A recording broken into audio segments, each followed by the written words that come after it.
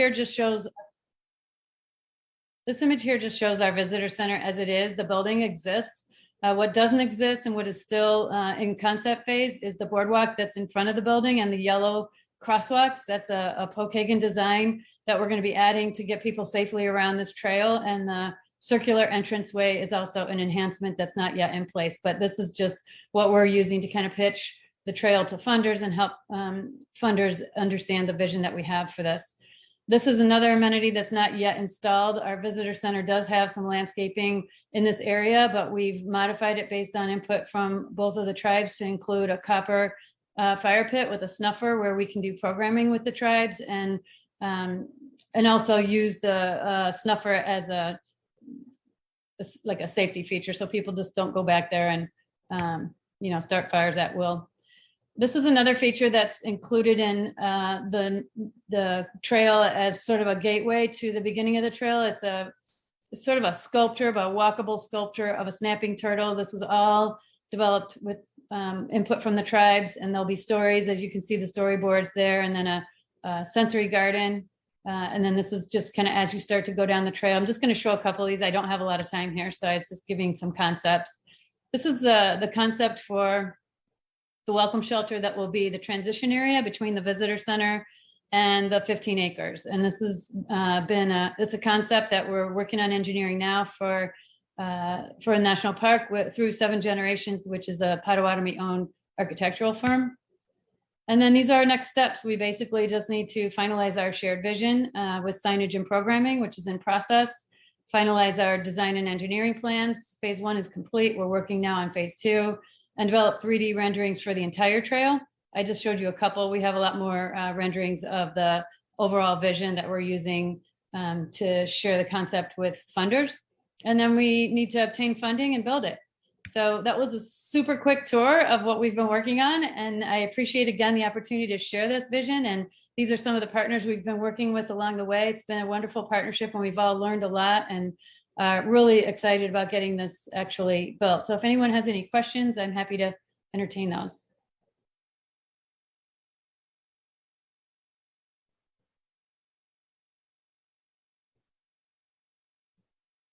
So thanks for your time. Yes, and thank you. I think the only question I saw in the chat was asking how much of it had been funded so far. And yeah, thank you all. I completely forgot to lead with that before we began today. Please feel free to make use of the Q&A and the chat function to submit your questions.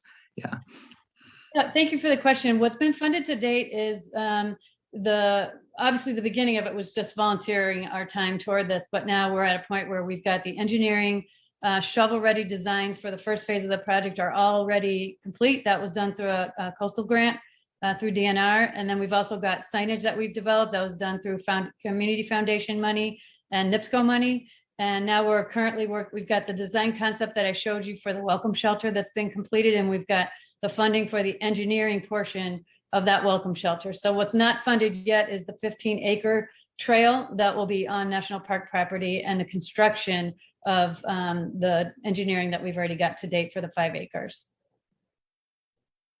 We're getting there. It's one step at a time. So thank you for your time. I appreciate the opportunity to share this with everyone.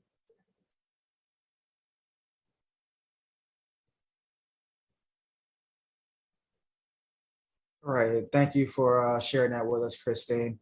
For those who don't know me, my name is Tyrell Anderson. I'm also on the board for Calumet Heritage Partnership. I am going to talk to everyone about the opportunities that we have going on Saturday for the self-guided tours. We encourage everyone to come out and take a look at a landmark and art guide that's shared with you, along with you signing up. Landmarks and Art Guide has been funded by numerous community sponsors here between Legacy, Paint Gary, the City of Gary, and Indiana Humanities. What Landmarks and Art Guides holds is it's an interactive map that showcases historic landmarks, art installations, and murals throughout the City of Gary. And it's growing every time things change, the guides change. So we encourage you to check out the guides, map out some places that may seem of interest, and, give them a roll, take a drive by, ride by, give it a walk, and interact with some of the area that we have to share with you all. If you're also in the area on Saturday, we have our exhibit called the Chernobyl Experience. That's at the Marshall J. Gardner Center for the Arts from 6 to 8. In 2019, I'm a president of the K Devils Incorporated. We took a trip to Chernobyl, and we are showcasing just what we learned there, and talking about the culture, and more so the talking about the culture, and more so not overshadowing the negative events that happen, but just learning about different places across the globe. So that's open if you are in the area on Saturday from 6 to 8, Marshall J. Gardner Center for the Arts. Emiliano, we have a little bit of time before the 6:30. Yes.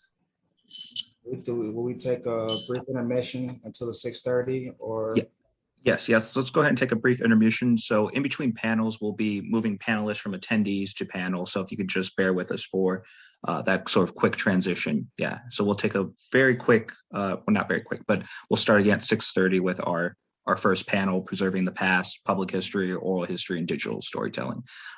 My biased opinion, but my favorite panel for the conference this week. All right, we'll take a small break and we'll talk to everyone at 6:30.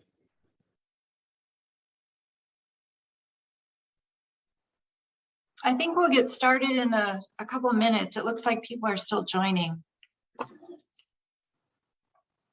I think we can go ahead and get started. And I want to welcome everyone. I'm going to try to watch the time so we have time for questions and time to get on to the next panel. I want to welcome everyone to the 22nd annual Calumet Heritage Conference entitled Placemaking, Taking, Keeping, and Sharing. And the title of our panel discussion is Preserving the Past, Public History, Oral History, and Digital Storytelling. I'm Kathy Tobin. I am a history professor and the department chair of what is newly the Department of History, Philosophy, Politics, and Economics at Purdue University Northwest. I'm a native of Northwest Indiana. And while I love to travel, I've spent my entire life here. And I'm proud to be a member of the board of directors of the Calumet Heritage Partnership. I love the work that we're doing and that everyone is doing. That's one of the benefits of this conference, is to see all of the work that's going on. And it's quite impressive. Our panelists this evening are, and I'm going to highlight some of the information in the biographies sent. There's a good deal of information to look at, but I want to give enough time for our discussion. So please do look at all of the fantastic work that they're doing. Our first panelist is Allison Schutte, who is Associate Professor in the English Department at Valparaiso University. She's a writer committed to documenting lives through text, audio, and video. And she is co-director of the Welcome Project, which we'll hear more about tonight. Our second panelist is Christina Crawley-Hearn, who's the director of Valparaiso University's Access and Accommodations Resource Center, and the 2019 recipient of the university's Martin Luther King Jr. Award for her work in social justice on campus and the community. And she's also working on the Welcome Project. Our third panelist is Nicole Martinez-Legrand, and she is a Northwest Indiana native and has been working with the Indiana Historical Society since 2016. She's spearheading their Latino and Asian Collection initiative. And our fourth panelist is Bonnie McDonald, who is president and CEO of Landmarks Illinois, the state's only statewide preservation nonprofit organization.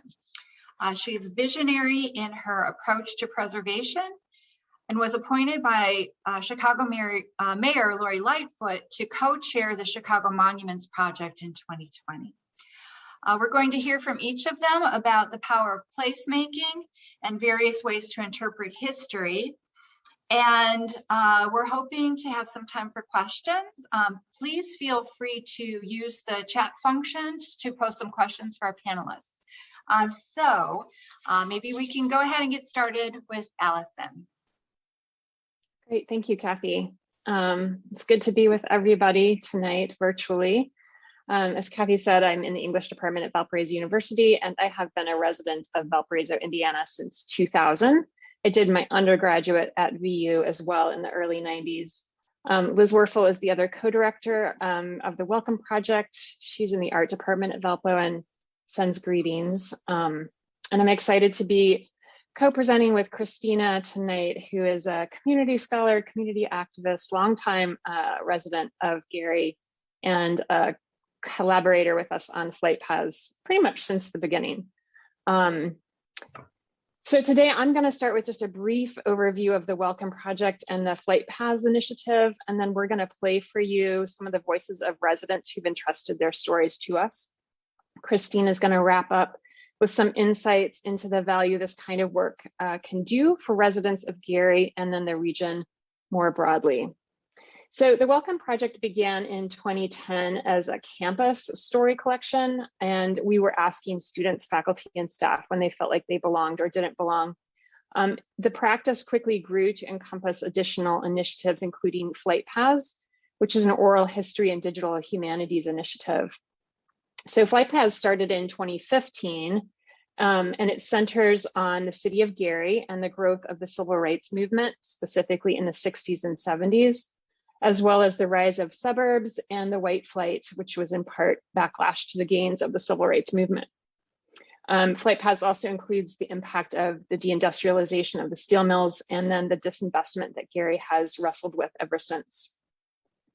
Currently, the Oral History Project contains interviews with about 70 residents, past and present, and we've edited almost 140 stories from those interviews, which can be found on our website. Our current website, welcomeproject.valpo.edu. This project, this particular initiative, we worked with various humanities scholars and community partners to better understand the practices and policies that shaped the conditions that impacted residents in their decisions, whether they were moving within Gary, leaving Gary for other cities, or staying and fighting for their neighborhoods. Today, I'm going to play a 4-minute excerpt of a 26-minute audio documentary.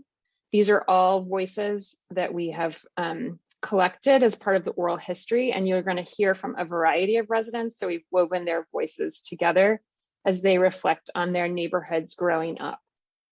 Some experiences are shared, some experiences differ. So you might listen for points of harmony and points of dissonance. A transcript was in the email that went out from Madeline earlier, and I also just shared it with you in the chat. So you can find it there on Google Docs if you'd like to follow along with the audio.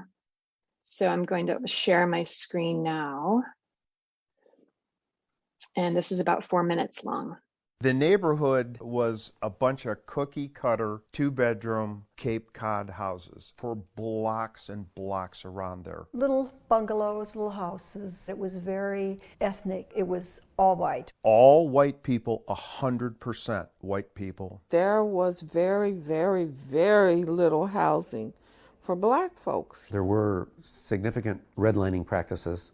That would work itself out in terms usually of obviously somebody of color wanting to get a mortgage in a white community and not being allowed to do so. Being in Gary at that time, it was an all-black community. It was also a community that was very well intertwined. In those days, everybody was Mr. and Mrs. or Grandma this and Grandpa that.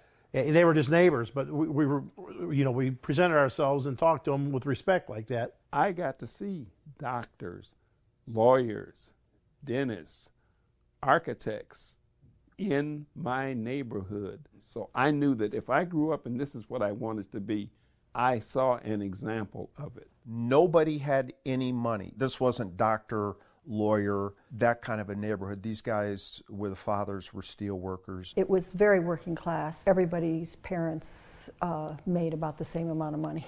A lot of home cooked food. We didn't go out that much. We didn't have a refrigerator back then. You had an ice box. And I can remember eating beans 3 days in a row. 5 kids, 2 adults, 2-bedroom house, 1 bathroom. There were 4 adult families in my household.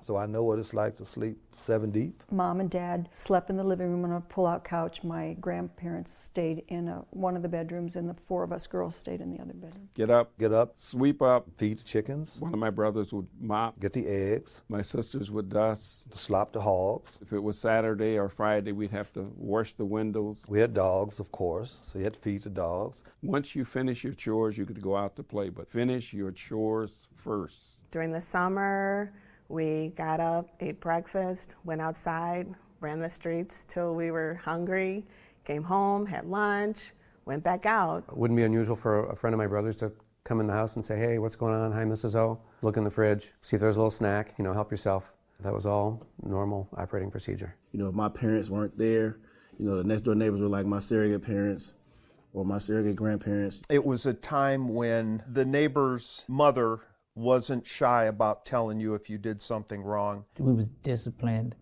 by everyone. If I did it with my neighbor, then that neighbor parent got a chance to correct both of us if we was wrong. And then my mother would say that too. If you did it with them, then you deserve the punishment with them.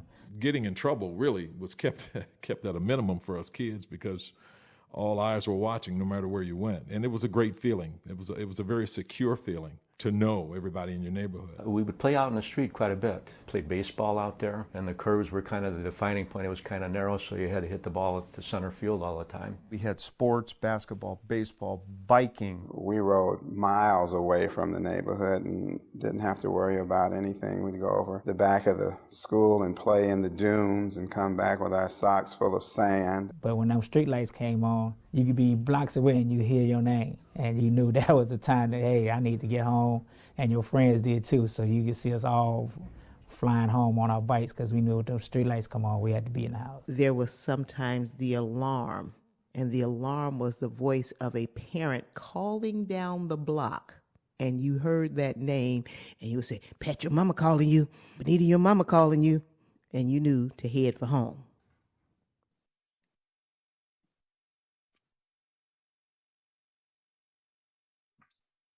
So as you have listened to a piece of the neighborhood course, one of the things that you heard, and as Allison kind of spoke to, is that you hear varying stories from different people.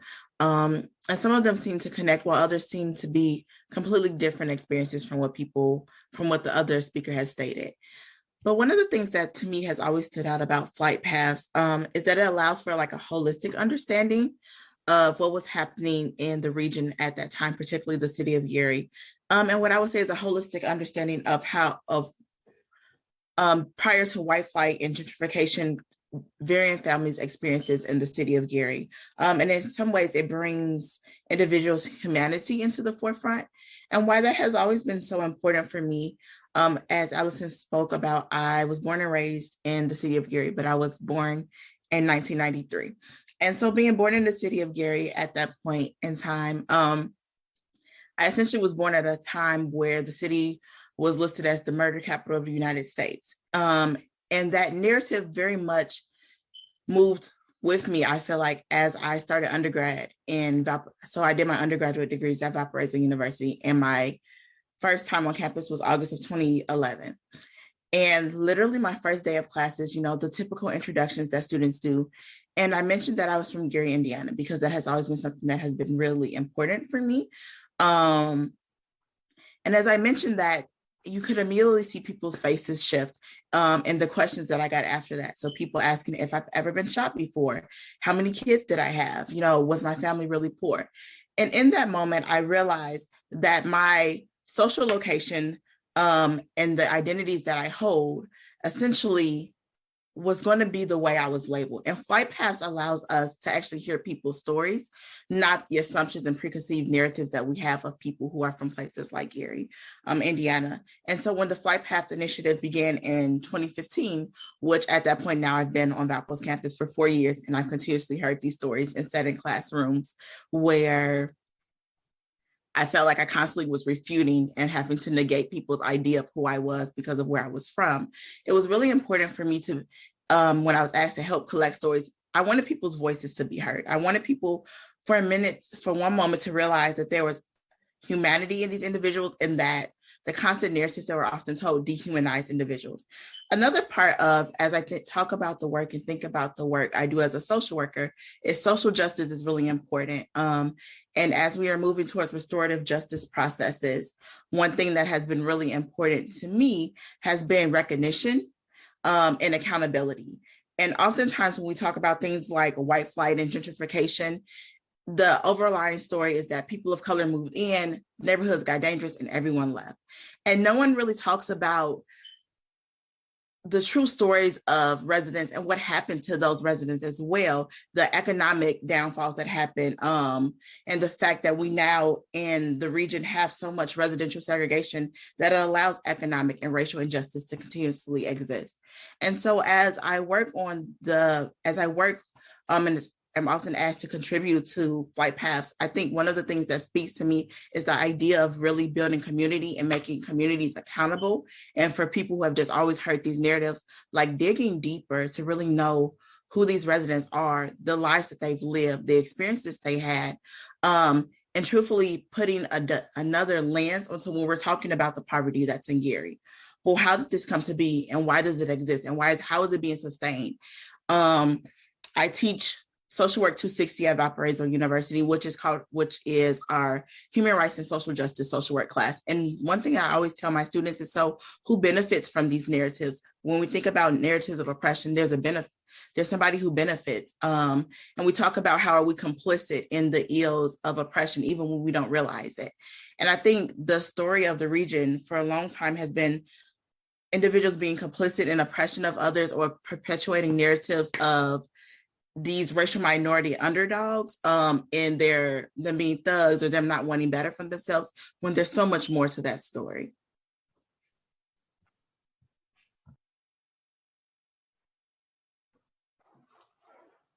Very interesting. I want to thank Allison and Christina for your observations and your reflections on your work. It's fascinating. So hopefully we'll have some time for questions about the Welcome Project.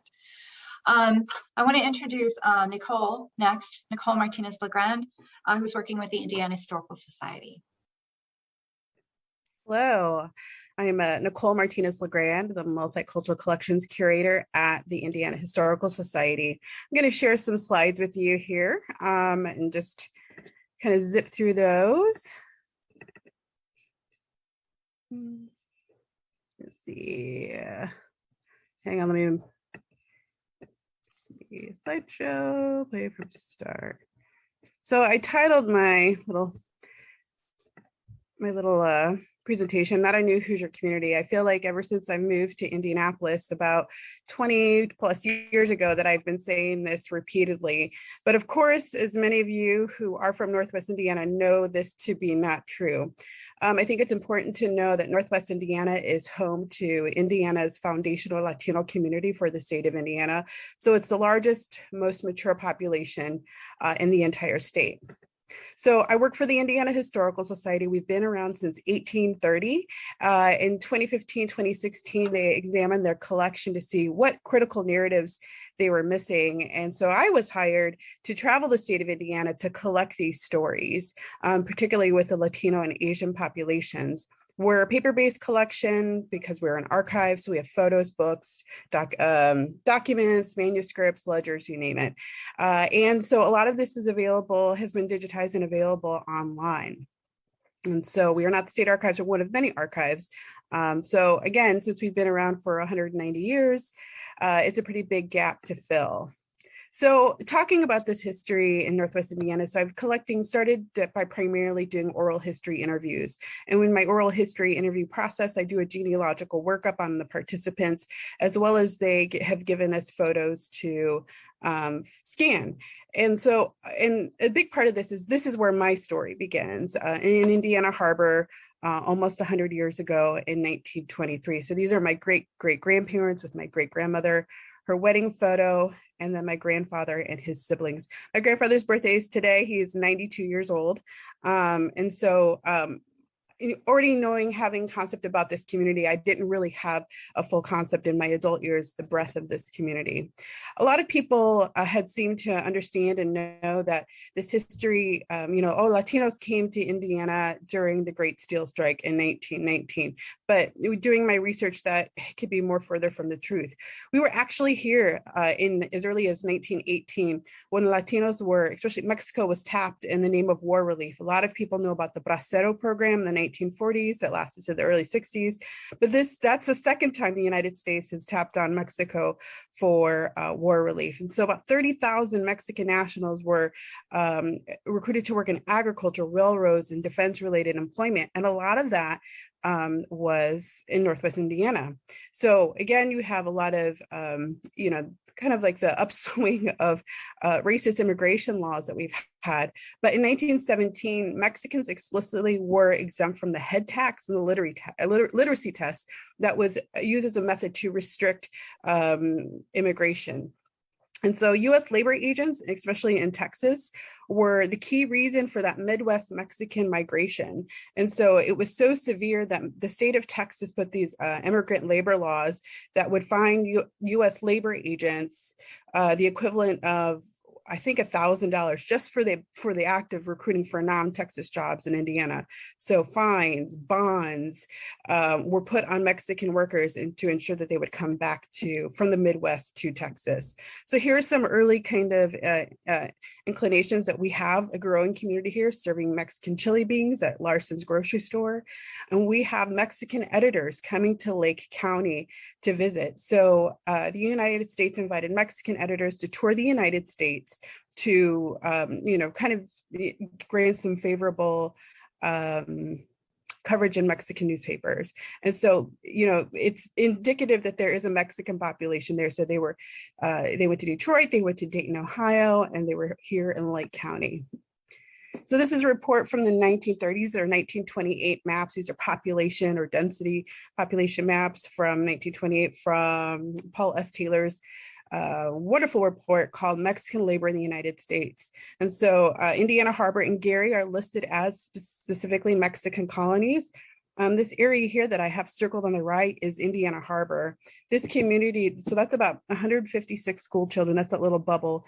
That's that number indicative of what's happening there. But it's densely populated, and the Mexican population literally formed outside of Gate 1 of Inland Steel. Some of the families that I've connected with and their contributions to our collection is from the Figueroa family, Irene Osorio. These are her parents. I interviewed her, Francisco and Consuelo Figueroa, who coincidentally owned a printing press and started El Amigo del Hogar, the first Spanish language newspaper in Indiana. And so Francisco was, hopefully you can't hear my toddler screaming for me on the other side of the door. Anyway, this was, there was many mutual aid societies. In the 1920s, there were probably between 10 and 20 mutual aid societies or social groups or cultural groups. But the Catholic Workers of St. Joseph helped fund this newspaper. And this is the first Spanish language newspaper in the state of Indiana. And then also another donation that we have, this is from my family, is this ledger. It's a book of accounts from a group called the Apostleship of Prayer, which is from Our Lady of Guadalupe Church in Indiana Harbor, which began in 1826. I did not know we had this until we started this project. This is my great-grandmother with she must have been a godmother to these three young girls. The middle one is actually my anyway, long story short, I won't share the whole story, but it's just two of my families, my grandparents and my grandmother, who later married. This is connections to their story. But anyway, so we're having this great ledger. It goes up to the 1960s. It's a great example of female-led philanthropy, genealogy. So we could see who's here after the repatriation, which affected Northwest Indiana. And so it's just a great resource that we have. Another thing in terms of contributions and lasting legacies, this is V.F. Garza, who founded El Popular. He's the guy with the glasses here. He started El Popular, they say 1927. They just, this is the Garza family who I interviewed his son. I did some research and I found out that this possibly started in 1925. So everything that they had started up until 1927. So this is a old slide, but they have now, if you go onto their website, it now says 1925.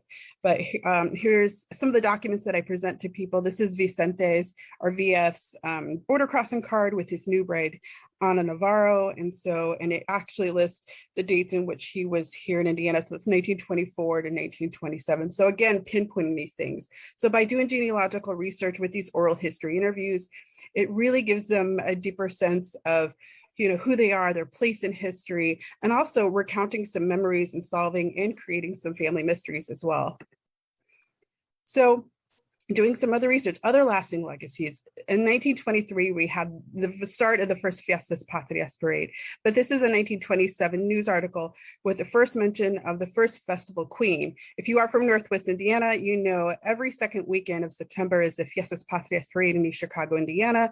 Festivities land at Block Stadium, and this is a tradition that has been going on for almost 100 years. So again, this 1927 article talks about the first mention of the queen. Through this project, we were able to find and have the first photo of the first Fiestas Patrias queen. I've met a lot of women who claim to be the first, but that's not it. So here she is. This is a really great photo. You can see somebody standing on the porch in the background. This is the early Mexican colony.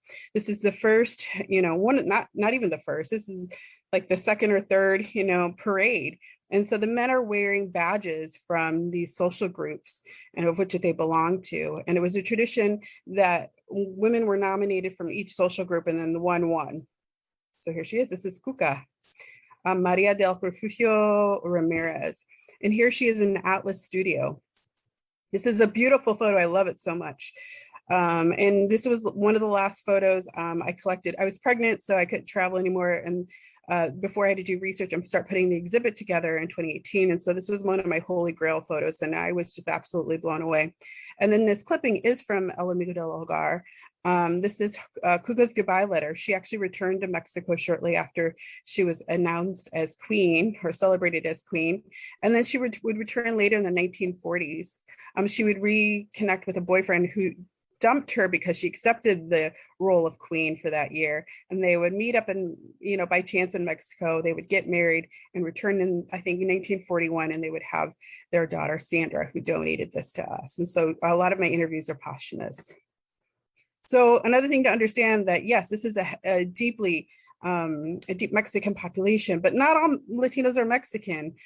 This is Miguel Agurto, who is from Peru. So I did his genealogy and did his workup. So we know that he worked from the Panama Canal as early as 1908. This is from Ancestry.com. They've actually have their employment records from the Panama Canal up. They all have photos on them. It is absolutely wonderful. If you have an accounting Ancestry, check this out. So we know that he worked from Panama worked from the Panama Canal for a short time and made his way to Gary, Indiana.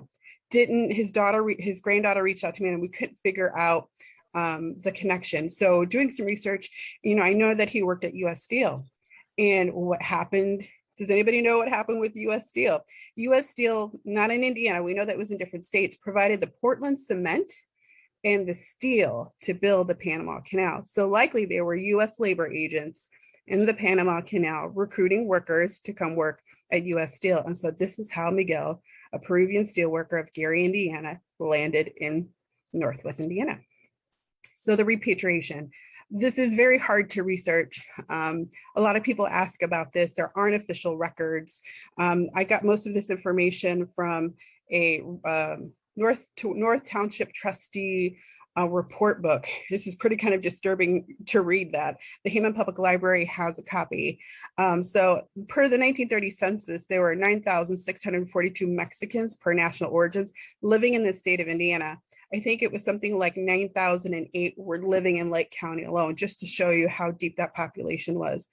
Over 3,300 individuals would be deported either by it was a voluntary self-deportation program. I can talk about immigration law all day about self-deportation, how that system is set up.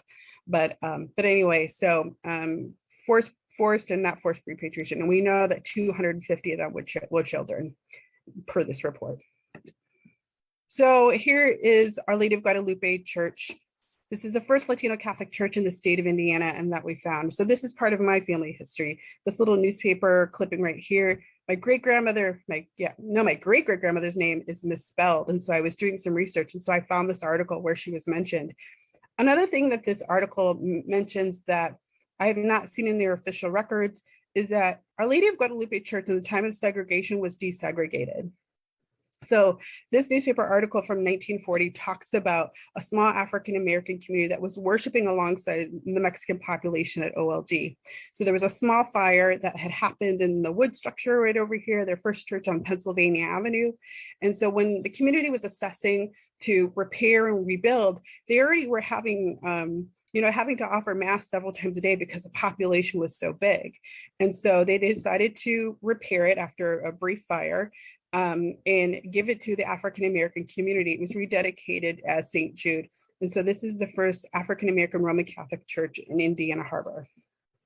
And so they would fundraise. So again, we have that ledger. So that proves how much they were bringing in with their festivals and Jamaicas and fundraisers, and how much they were paying the priest and the cantor and who was giving what money. And so this was a community built church. So these are actual workers who are getting off of their shift at Inland Steel and putting up stained glass windows and doing masonry work to build this church. So this is on Deodore Street outside of the Black and Pennsy neighborhood. This is the second church that existed. There is an existing church today, still on Deodore, but this church is no longer standing. It was rebuilt in the 70s.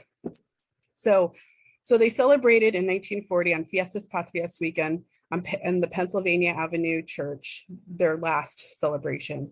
They packed up everything, grabbed their statue of Our Lady, who's like right back over here, and paraded 11 blocks to Deodore Street. And so this is one of my other favorite photos. One of the things that you will always see in photos is this duality of culture. So they also have the American flag and the Mexican flag in every single photo. And some other things. So I find my family in other people's photos. This is my grandfather back over here. And this is my great aunt. I've never seen photos of them at this age. And so when I was interviewing Peter Ayala, he informed me, a man who I've never met before in my life, told me that, oh, did you know that my mother was one of your great aunts who had long passed away? Godmother, no idea. And so he pulled up this photo and he pointed out my great aunt and my grandfather. And many other great photos. So these are some of the things that I've collected. We're still doing this ongoing collecting initiative. Again, I'm covering the whole state of Indiana. So this is a lot. Because of the exhibit that we had, it was called Be Heard Latino Experiences in Indiana. We received funding at the end of 2019 to turn these into books. And so in 2022, there will be a book that will come out that will talk about this. There's an exciting chapter that I call The Lost Barrios of Indiana, featuring the urban decline of Indiana Harbor. I know Allison will be interested to read that. We could chat later. And these are some of the things that this project is going forward and on. So that's it. I'm going to stop sharing. See, there's some Q&A. Mr. Ayala, yes, Mr. Ayala of Whiting or Highland, Indiana. Yeah, he is a member. So I have to give special props to the Old Timers of Indiana Harbor. This is a group of individuals who continue to meet monthly and once a year with a big celebration. These are the children of the pioneers of Indiana Harbor. And so without them, none of this would have been possible. And then I'm going to just put a link to some of our images and also some audio clips from the interviews I conducted and that were in the exhibit in 2018. So that's it. So thank you. This is great. What a panel. I love this. Thank you so much, Nicole. And again, we want to leave more time for questions at the end. Are there a couple of questions? Oh, sharing information. Oh, lots of stories to share. Very good. Okay, we're going to move on to Bonnie McDonald from Illinois, from Landmarks, Illinois. And I can't wait to hear this. And then we should have some additional time for questions. So very good. Bonnie. All Right. Well, thank you.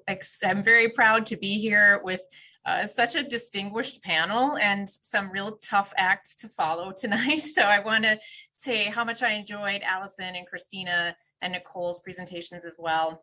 And I'm honored to join them this evening. So I was asked to be here tonight to talk about the Chicago Monuments Project. So I have a dual role in that, reintroducing myself. I am the president and CEO of Landmarks Illinois, which is the equivalent to Indiana Landmarks. If many of you know that organization, we are also a statewide nonprofit organization. But then I also have the pleasure and the challenge of being one of 3 co-chairs for the Chicago Monuments Project. As Kathy introduced me, this is a project that I'll focus on tonight. And what we've heard so far have been very personal stories. We've heard voices of people from communities. Nicole's stories were obviously very personal. And I would like to share with you something that's also personal, but different in nature. And that's how our places and the works of art that we have can impact people mentally, physically, emotionally, and the role that we have as placemakers and also placekeepers as well. So I wanted to describe, if you don't know Landmarks Illinois, very quickly, who are we? We are an organization that helps people save places for people. We think people are at the center of preservation, and our work has been going on for 50 years, and we help people with advocacy, with public policy, but also grants and loans as well to help with the financial side of preservation. And we have been successful in working with thousands of partners across the state in helping to save over 23,000 places in our 50-year history. This year is our 50th anniversary. So I'm sharing with you some of the projects that really resonate with me, resonate with others that we work with, and I think are indicative of why placekeeping is so important. So, you know, what we save is a reflection of what we value. It is a reflection of who we are, and as well as the stories that are told, where power was in enabling those stories to be told, and whose stories were not included in newspapers, were not included in the monuments that we put forward. I'm showing you the Muddy Waters House, which is located on the south side of Chicago in the Bronzeville community, and our work together in partnership with the owner, Chandra Cooper, who's pictured here. She's the great-granddaughter of Muddy Waters, Morgan. And you also see here Tyrell Black, who is a very well-known public historian, social activist, civil rights activist, and educator. We named a grant in his honor and gave it to, the first recipient was the Muddy Waters House. And I put this in honor of Tyrell because he passed away today at the age of 102 after a life well-lived and fighting for justice for people. So I wanted to honor him this evening. So as I said, you know, the places that we save, the places that we keep reflect the way we want to remember our stories. And sometimes these stories are incredibly difficult. They include things that oftentimes we don't want to remember because they involve terrorism and violence between people. But it is imperative that we tell these stories and we tell them accurately, we tell them correctly, because that has not always been the case. I think as Nicole showed, those newspaper reports, we're fortunate to have those, but that isn't always the case where people's stories were told in predominant media. And these are often stories of triumph and resilience. I think, Christina, if I can reference you, that the narratives are stories of pride and also can ensure that we tell people's accurate history. So here, I just want to show you the work to save actually an archaeological site from Springfield, Illinois. This is the 1908 race riot site, which was an act of terrorism against the African-American community in Springfield. And not many people that I know when I talk about it have heard of this.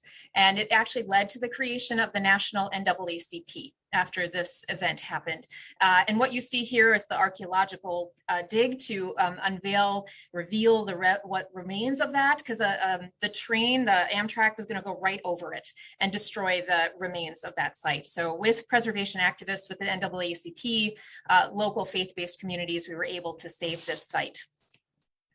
You know, furthermore, I think that talking about the stories of triumph are very important to ensure that, you know, placekeeping is about making new history as well. And oftentimes setting the record straight by telling new history. So I just put here the work of Dr. Stacy Grundy, who's in the center of this photo, to tell the stories of the Green Book sites, especially along Route 66. She's in Springfield, Illinois, and if you're traveling, please stop at their museum, which is in Springfield, all about the Green Book sites around Illinois, and as well as stories of sundown towns and the experience of people all across our state. So this is just to lead up to, places are monuments as well. In the Calumet region, we're working with Cheryl Johnson of the People for Community Recovery on both racial justice and environmental justice acts as restorative justice to save Altgeld Gardens and ensure that we're telling the story of people living in social housing and how their stories are oftentimes portrayed in one way. And much like we've heard those voices from Gary, that people have different stories that haven't been told. So that is all, again, to lead up to the Chicago Monuments Project, to say that, places, we shape places, but then they continue to shape us, as we've heard. And the places that we leave behind continue to shape us. So I show you here the Columbus Monument, which was located in Grant Park in downtown Chicago. And it was put in place in the 1933 for the Century of Progress exhibition, which was actually celebrating the 1893 World's Fair in Chicago. And the activism, I wanted to honor the activists who, many of them are American Indians, especially Chi Nation, which is a group of predominantly young American Indians, fought to ensure the story of Columbus is accurately told from the perspective of Native Americans, and to remove this site, which has been often considered an act of terrorism, act of genocide against people, and the harm that was done. If I may, I intentionally use American Indian instead of referring to our tribal representatives as Native Americans or Indigenous peoples, because that is the preference that has been named to the Chicago Monuments Project. The American Indian members of our advisory committee asked to be called that. So I use that out of respect for what they asked to be called. So this protest occurred in 2020, and the police were quite aggressive in combating the protesters, and unfortunately people were hurt in this process. So as a result, Mayor Lightfoot had the statue removed and put into storage. And I want to credit the mayor for seeing that this was not just about the Columbus Monument, that this protest went far beyond this one symbol, that the people's voices who have been impacted negatively by the visual remnants of what we left behind go well beyond statues of Columbus. So she created an advisory committee in 2020, August 2020, to evaluate the entire collection of the city of Chicago. And that includes the Department of Cultural Affairs and Special Events collection, the Chicago Park District, as well as Chicago Public Schools. And between those three agencies, there are about 500 works of art. So our advisory committee is made up of a diverse group of representatives of different professions, different races, and we believe that our diversity is our strength in evaluating those monuments. And out of that came a list of 41 problematic monuments. Now, what do we mean by problematic? What we did is identified essentially what our goals were. Through this project, we wanted to ensure that we were evaluating, that we were interrogating the founding narratives of the city of Chicago that we hear oftentimes about its founding, and what's missing in that, what is not being told, and what is being told inaccurately. We wanted to make sure that we addressed those truths and invited people into that process and to have a robust public engagement process.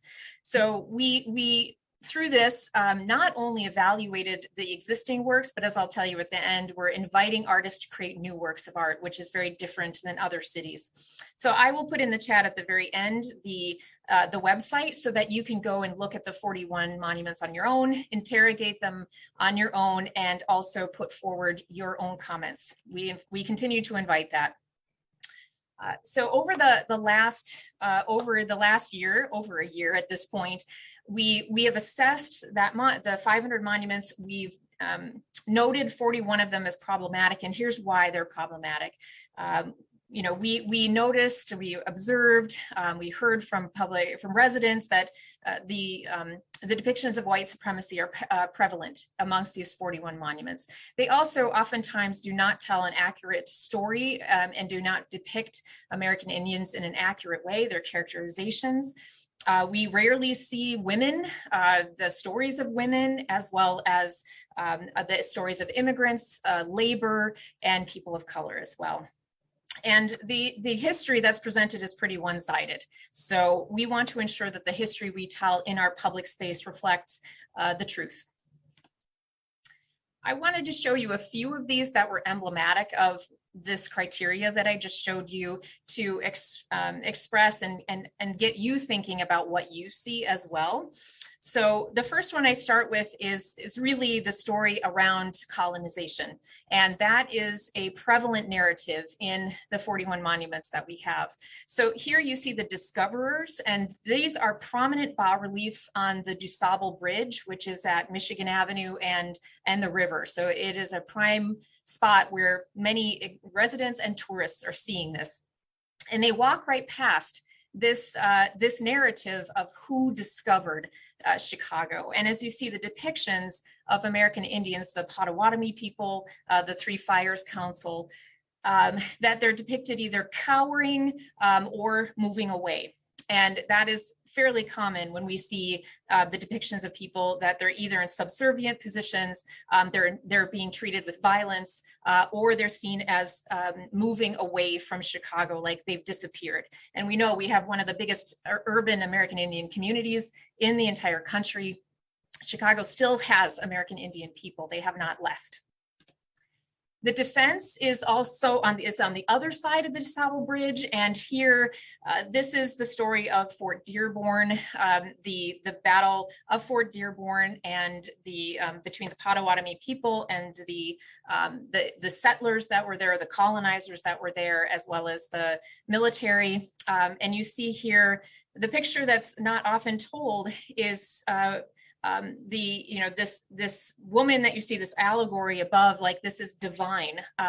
This presence of the fact that this is manifest destiny.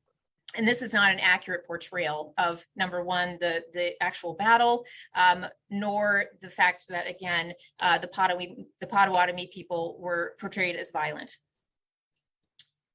We also include the founding fathers. So some people are shocked to see that George Washington, Benjamin Franklin, we do not have a Thomas Jefferson, but he would have been included as well, were considered problematic.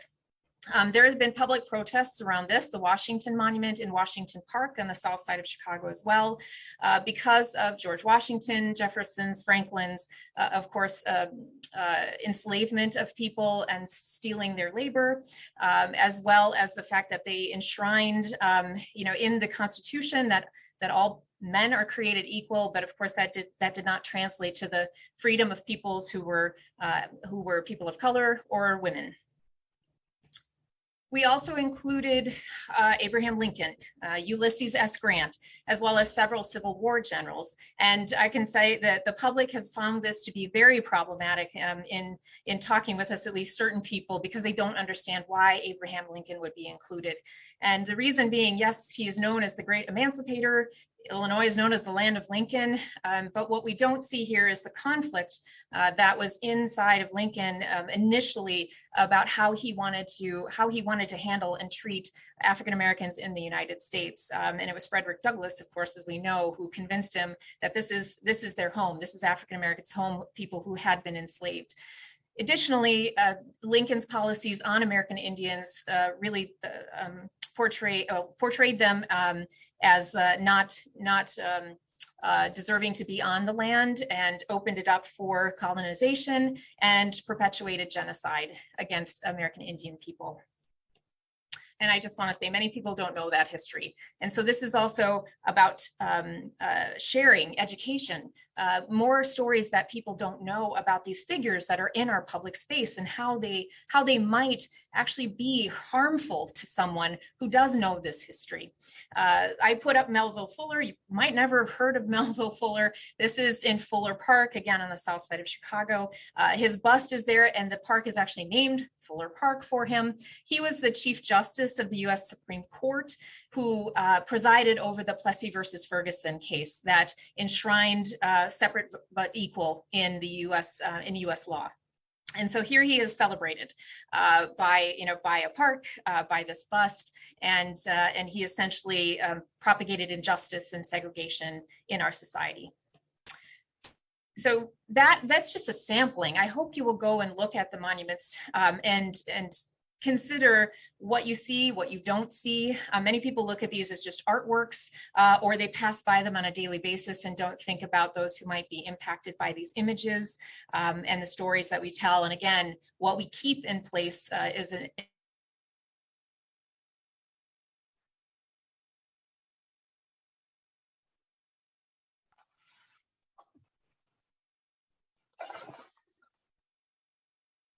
I'm sorry, Bonnie, I think we might have lost you for a minute.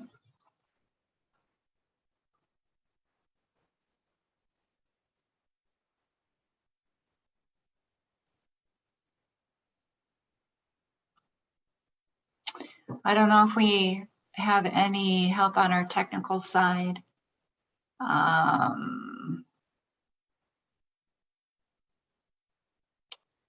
And maybe she will come back.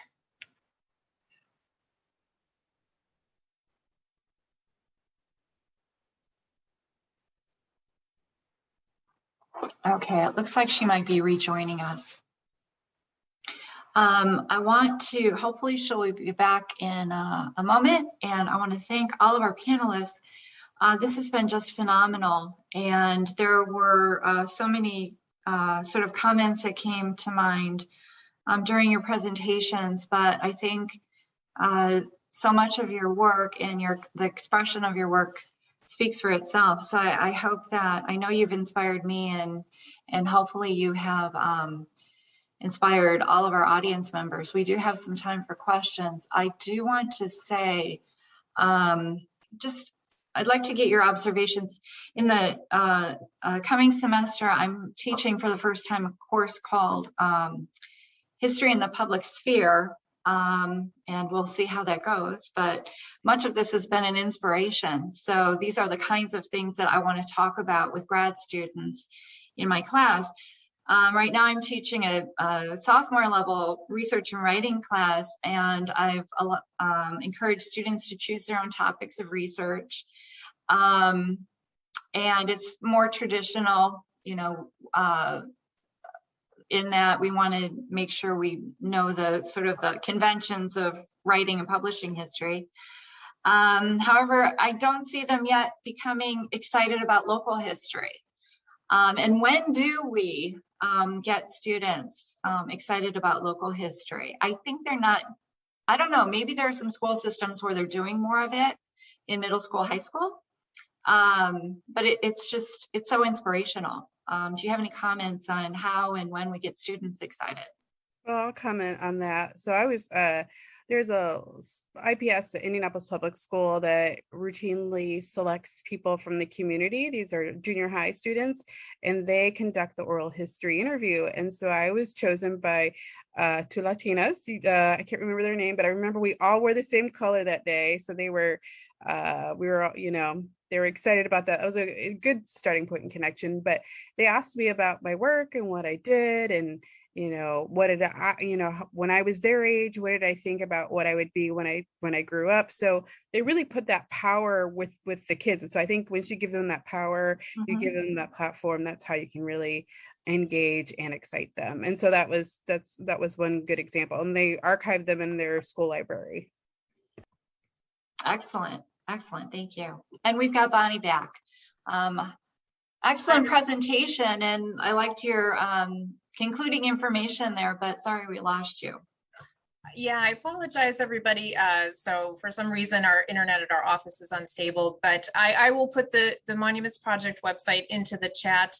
And the conclusion of the PowerPoint was honestly just to invite people to continue to be a part of this dialogue, to understand how monuments affect them and their opinions about this. And then as well to state that our project is quite different from others around the country because we have the integration of new work. So we believe that not only evaluating the existing places, but that it's our opportunity to create new work, to create new monuments and what that looks like. So that's actually a very exciting part of our work, is commissioning new projects. And what I was going to show you was a work by Andrea Carlson called You Are on Potawatomi Land, which is on the Chicago River, right at those bridge houses where you saw the pieces that I talked about, the defense and the discoverers. So I can encourage you to go and take a look at Andrea's work. She's an Anishinaabe artist from Minnesota who's living here in Chicago. Thank you. Mm-hmm. Any other comments or questions?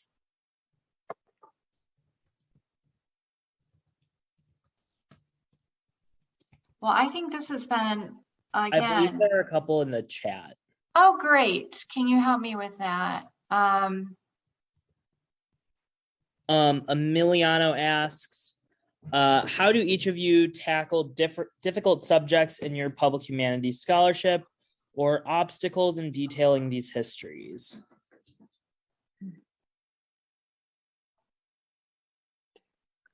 I'll go first. In terms of, let's see, I'll go back to his question.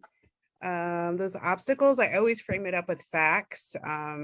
You know, I started this project at a very emotionally high time in terms of, you know, the presidential election in 2016, especially working with the Latino Mexican community. So the interviews that were collected during this time between 2016 and 2018 offer a really nice snapshot in some cases of the feelings of the political climate at that time. So I always felt like I was battling that narrative.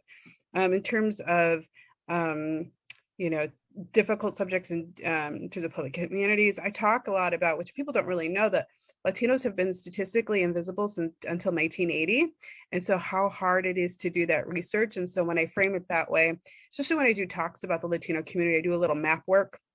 I show the map of the United States before the Treaty of Guadalupe Hidalgo in 1848, you know, to conceptualize it. So saying, hey, you know, the third of the United States was actually Mexico, and actually Latin America in terms from, you know, from Columbus to Pilgrims is 120 years, but from conquistadors to Pilgrims, that's about 90 years. And so how old Mexico is in terms of, you know, geography and contributions to the western half of the United States.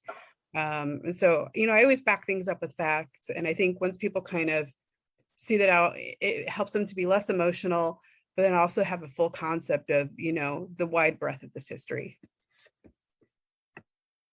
I mean, it is a good question, Emiliano, and so many different difficult subjects come to mind. So I kind of am trying to figure out like how to focus and answer. But I do think for us at Flight Paths, at least, we've really wrestled with the declension narrative. So Christina had referenced like which narratives have been held up, you know, whether it's through media or through normative community, like just the way people talk in their neighborhoods or their churches and things like that.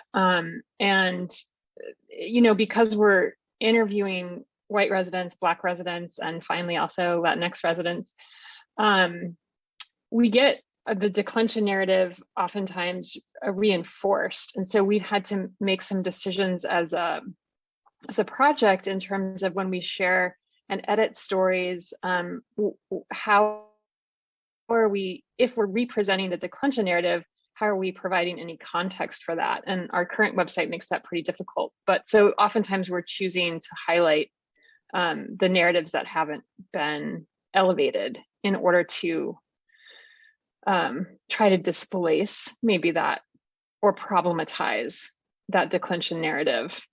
And I think we've had, you know, I don't know how successful we've been at it, but it's a definite priority of ours and one we are still seeking to do. I don't know if Christina, you want to add anything to that.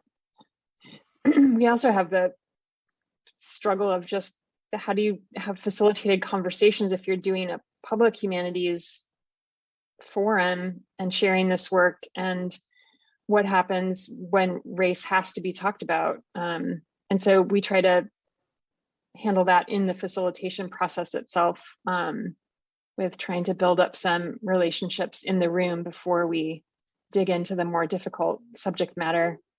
And I think we also are often trying to leave questions rather than answers in the room so that people will continue to think further about issues as they go forward. The other tricky thing is, like, how do you keep people interested in policies and practices?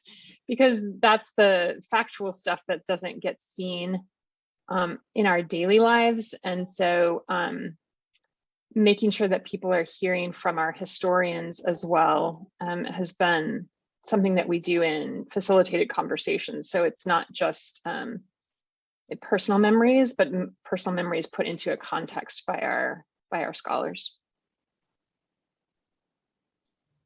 Kathy, I'm happy to also respond just with some of the challenging nature of this project is the emotion around these places. Nicole mentioned that, when people are emotional, that she uses facts, and our challenge has been that people don't believe the facts, that their own perspective is their truth, and that some have felt threatened by the removal of these, because they're not just monuments. Of course, we've seen this across the nation, that these are symbols. They're symbols of people's culture and history, and in some cases heritage, their beliefs, their pride, their patriotism, and some believe that even the idea of removing something is erasing history. And so I particularly get those complaints as the historic preservationist, as the co-chair, because people are quite upset that we'd even talk about this, since several of them are actually local landmarks at this point.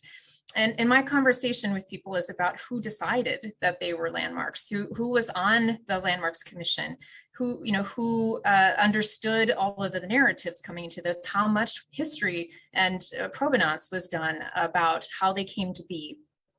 And even being challenged about this, I still believe that this project is an important exercise in historic preservation to go beyond the monuments, that this is a conversation about who has power to decide what is significant to them, what should be designated, what is part of their history and culture, and how it impacts people and how it impacts community. And I hope that, so I don't have a great answer in that we're still in the middle of this, and we have been taking our time to listen, and many times people just want to be listened to, and using it as a prompt to rethink how we do the work of historic preservation and the potential to disrupt it. And so the decision making, I think that ultimately that our advisory committee is made up predominantly, or the majority are people of color and people who have been marginalized in the representations of these monuments. And I think that's very important to ensure that their voice is the most prominent. Very good, thank you. Again, and I think there are still questions coming in through the chat. This has been a phenomenal discussion, so I want to thank everyone. I wish we could continue through the evening, but we have another panel coming up. And so I think we're going to have to bring this one to a close, and our technical support will regroup and get everyone ready for the next session. Again, I want to thank you very much. And this is it's still the beginning of this phenomenal conference. So I hope people can continue to participate. And again, I want to thank you so much for this panel. Thank you. Thank you for the opportunity. Thank you very much. Bye. Thank you. It was great. Thanks, Emiliano. Thanks, everyone.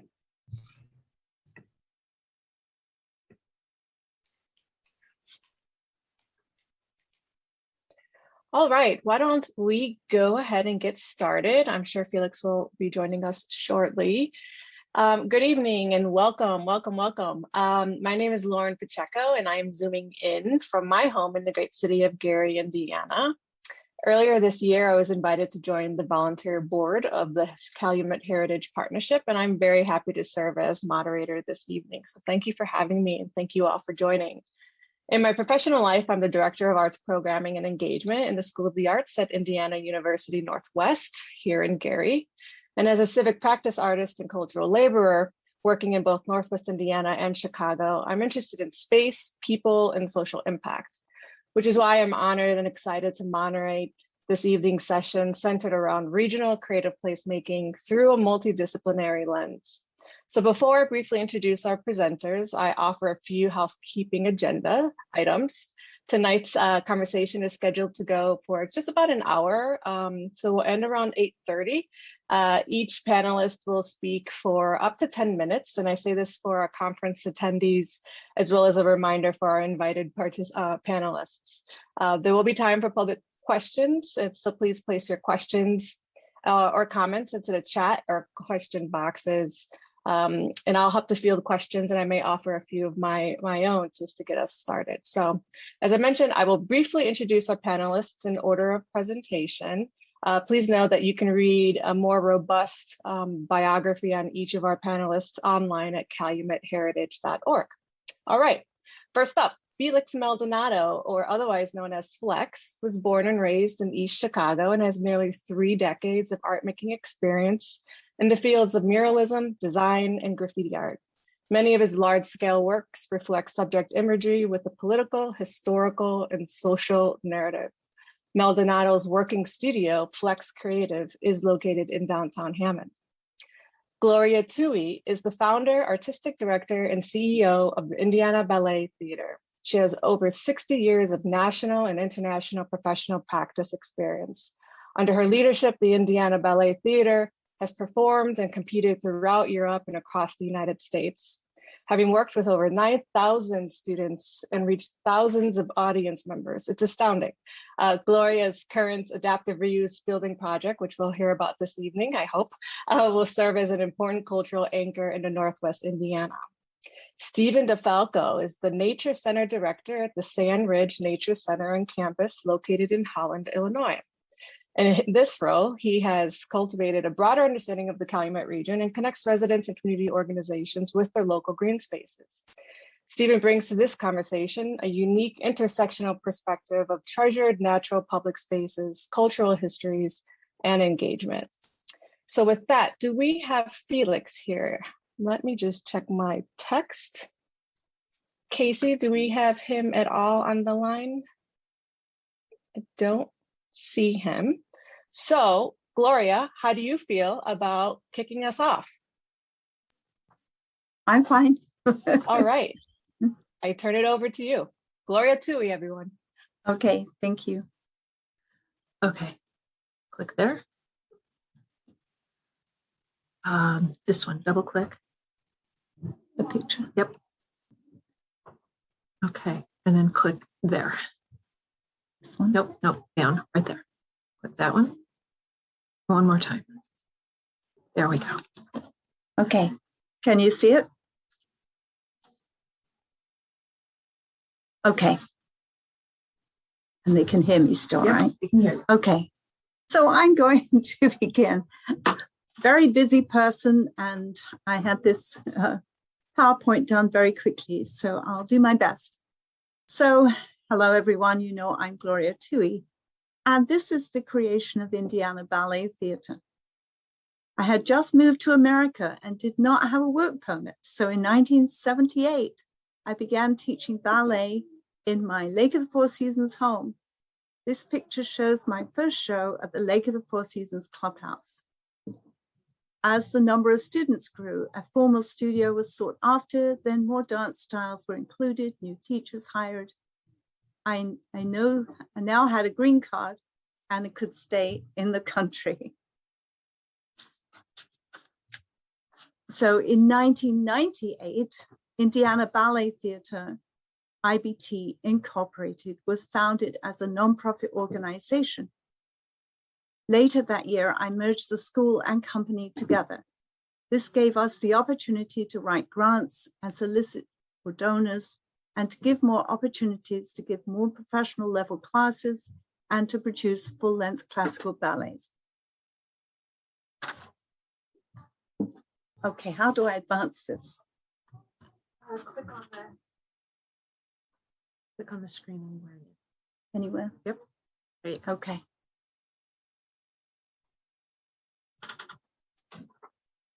We change lives and enrich communities through performances, outreach, and the finest classical dance education. We accomplish this through multifaceted programs with our many community partners. IBT continues to use valuable resources of the region by performing full-length traditional ballets and original dance productions and concerts using local talent. Our goal is to keep the art of quality of dance alive by preserving historical ballet stories while offering and entertaining educational and affordable experiences to area residents and school children. We strongly believe that the arts are essential to a healthy society.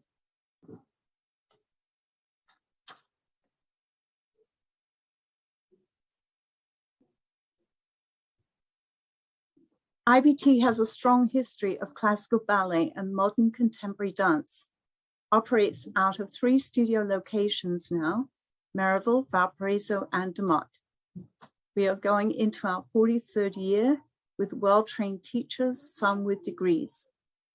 Over the years, we have hired many guest professionals from New York, Chicago, etc., to teach master classes and workshops, as well as performing in our productions, which gives our dancers more wonderful opportunities to experience. Students also experience amazing modern concerts, along with 2 full-length ballets annually. Many of our dancers have gone on to careers in ballet and other forms of dance. This picture shows the twins. The female teaches with IBT, and the young man just received a contract with Milwaukee Ballet.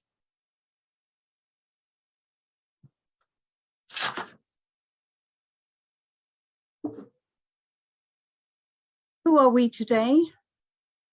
Though we took 2 ballets annually to the Star Plaza for 20 years, now that it no longer exists, we still continue the legacy at theaters like IUN and the Hoosier Theater in Whiting. Nutcracker will be performed this December in both of those theaters. Listed are the 9 romantic ballets we have staged over the years, teaching, as you said, 9,000 youth through adults and serving over 60,000 audience members. We now have 12 teachers, 2 office staff, and 2 artistic directors, plus marketing on a contract. Not only do we teach quality classes and perform ballets, we have also traveled to European countries to perform and have students experiencing classes in other countries, have competed in competitions and won the Italian Grand Prix, receiving first place over 12 countries.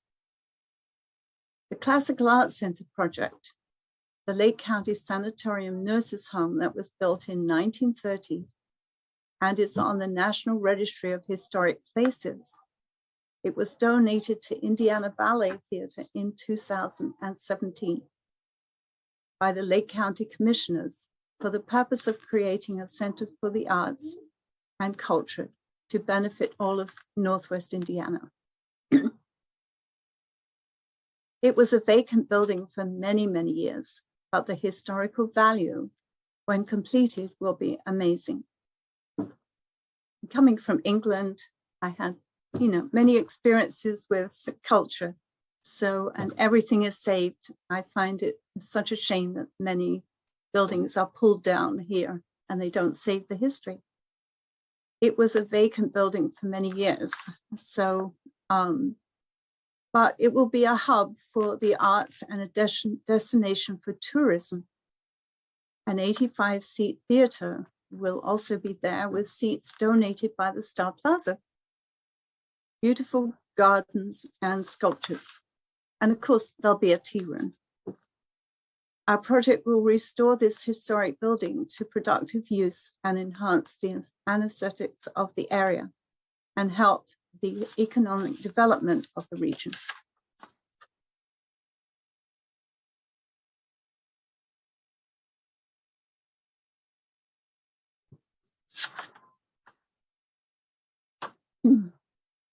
Thank you.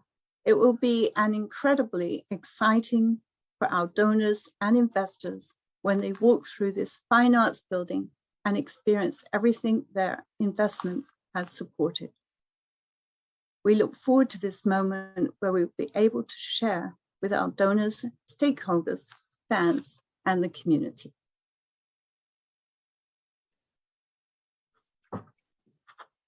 Thank you so much, Gloria. Stephen, are you ready? Yep. Wonderful. You have the stage. Thank you very much.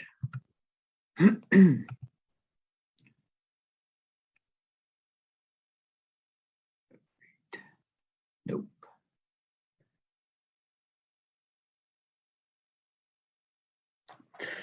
All right, we're all good. Thumbs up if you can see it okay. Perfect. All right, so good evening, everyone. Again, my name is Stephen DeFalco. I'm the Nature Center Director at Sandridge Nature Center, which is part of the newly launched Sandridge campus, which is located in Calumet City, right on the border of South Holland and Calumet City. With our Indiana historical connection, AKA West Hammond, up until a couple decades ago. So just to give everyone a spatial kind of look at what the campus looks like and how we start to look at how we play a role in placemaking and into the general conversation, you can see the white square is roughly Calumet City proper, and the campus is the red square. So you can see that we have Lake Calumet, Wolf Lake to the north, some other forest preserve sites to the south, but we're really one of the main green spaces in Thorin Township and kind of in Calumet City in this region. This is just kind of unfortunately, I didn't have all the data for the Indiana side. So I know with Chicago Wilderness and some other groups, we're melding all of our bi-state maps together. But until that day comes, I just have the Illinois portion of this land use breakdown. And you can kind of see some of the numbers on the side of the screen here. So when we're talking to municipalities and townships and other organizations, you can see 21% of Calumet City is categorized as open space, which is roughly a little over 1,000 acres. And of that, 90% is forest preserve land. So 10% is co-managed or is also managed by CMPD, which is Calumet Memorial Park Districts, which oversees some sites in South Holland, Burnham, as well as Calumet City. So when we're talking about accessible green space for the community and for residents, Sandridge campus is 580 acres, or over 50% of all of the open green space in Calumet City. So when we have these conversations, that's kind of where we're coming from, that we're really this location that we really want the community to utilize and to feel that they belong. Placemaking, a lot of times, we use that terminology, feeling belonging and feeling like this is a place for you to come and explore. So what exactly is Sandridge campus? When I came on as director in late 2018, the idea was just getting formalized, but it's really, this map shows kind of an eastern and western half of the campus, and we have a little list of all of the amenities that we have. So where I'm and my team are based out of Sandridge Nature Center, which is that red oak leaf on the left-hand side of the map. And then right next to us, that purple triangle is Camp Shavona Woods. And then across Torrance Avenue, we have Picnic Groves, Green Lake Woods, and Clayhole Woods, which are those gold dots are the different picnic groves that the general public can reserve.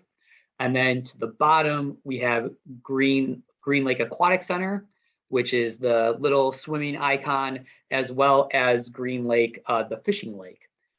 We also really like to, I'll talk about our OSLAD grant funding with IDNR in a little bit, but to highlight the ecological significance of our area as well as the greater Calumet region, we worked with a local artists group to create this dune and swale landscape art feature.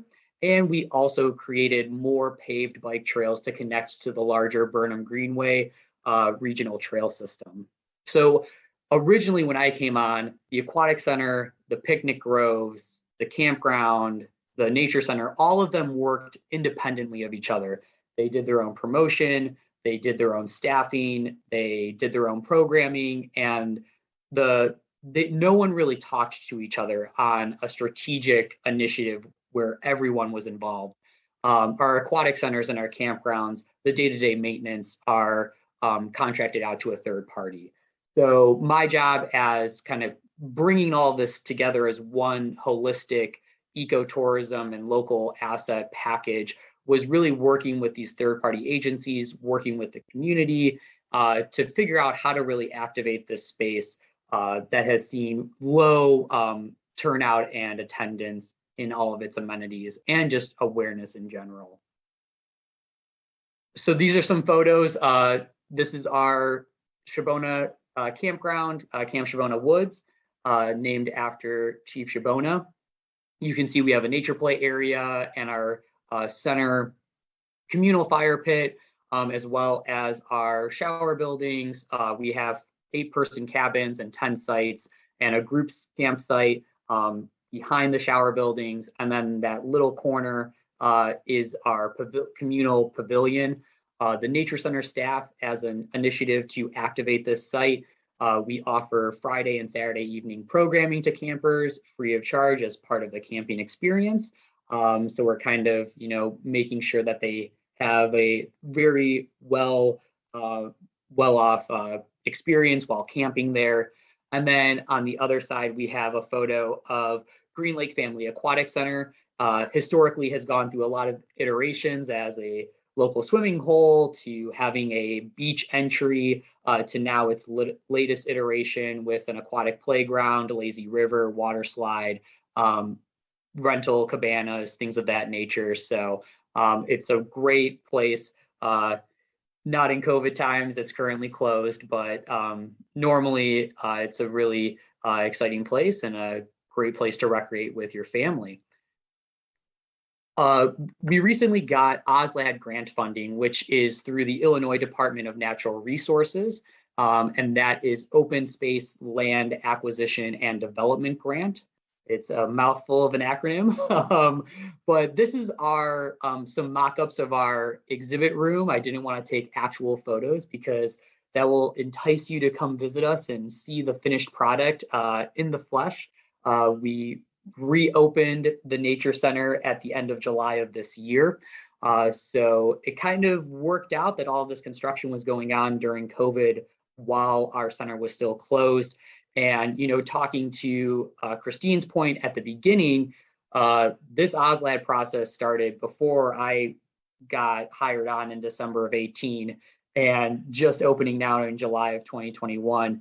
I always think, placemaking, placekeeping, all of that it's not an overnight process. It is a multi-year commitment that all organizations that are involved kind of need to understand that going forward with the process. So you can see on the top, we have just an overview of some of our shared programming spaces, where some of our live animals are kept, our new wetland diorama for our aquatic animals. In the bottom left, we have a new exhibit, which is cultural history of the Calumet region from glaciation to present day, with some artifacts on that middle strip, which is what we call the reading rail in our design. And then you'll notice the person in the red is looking at one of our 3 ecosystem signs. So we're highlighting the prairie, woodland, and wetland ecosystems with brass leaf rubbings on the bottoms of specific species that visitors would experience out on our over 4 miles of trail. And finally, on the right-hand side of that forest mural, we worked with a local artist who's also done work at another nature center of ours within the forest preserves of Cook County. And the whole mural is magnetized. So we designed it from seasonality. So we go from spring to summer, fall to winter. And we pretty much designed it with the artist as a grid system where our naturalists were saying, these animals, these fungi, these trees, these birds are going to be visible during these times of years in the canopy, ground level understory of the nature center grounds. So it's really cool that everything you see in this mural, you have a chance of seeing while you're out on our trails in the grounds.